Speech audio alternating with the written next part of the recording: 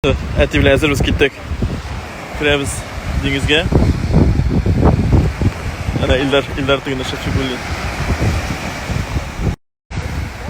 Әти кыйнап йөри суда. Рәхәтләнә. Балдет. Беренче тапкыр морьда.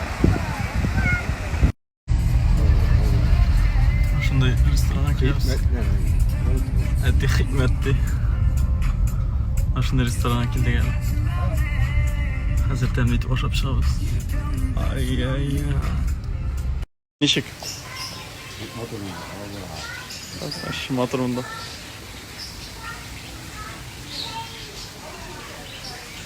Şunda restoran.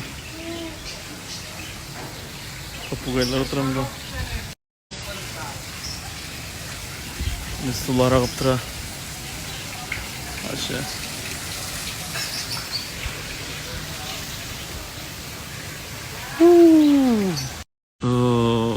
Наверное, бородинский хлеб, селедка, картошка с луком. Сен кытырткан вот так, сен надо. И Гүлназа Саева. Раз ресторанда. Нутрия. Дегенмен. Йоклап яталар. Исәнинә ти. Булар. Вот карас. Исәннәр, я. Nasıl isleri nosuha. Çekayım. Yeni koyayım. Ana qozi. Nasıl bir şey Ana bizden qalan qayerlarni ileri shunda kirtalar ekan. Aybet o'ylab topganlar. Bilamda kunlar o'zida xariflar. Qop yota.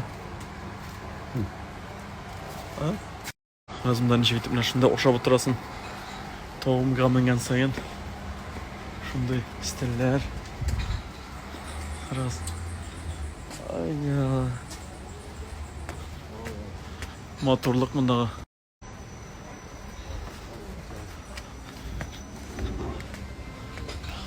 Eti binip geliyor.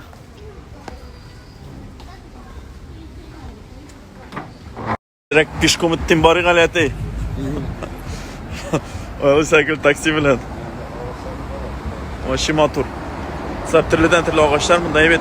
Şundan sonra bütün domlar, mana bu tov, mana chestnut, tovlarda tizilganlar. Şimdi bizga bek ishadi bunda.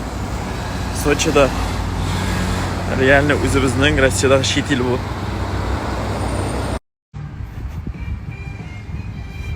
Hadi вот mashina o'tirib, давай.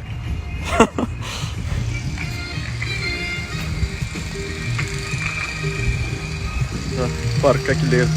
Bizning yanında Riviera degan park bor ekan. Shu motor. Motormi? Agonlar qo'yg'izali motor bo'lsa, o'sha sizga.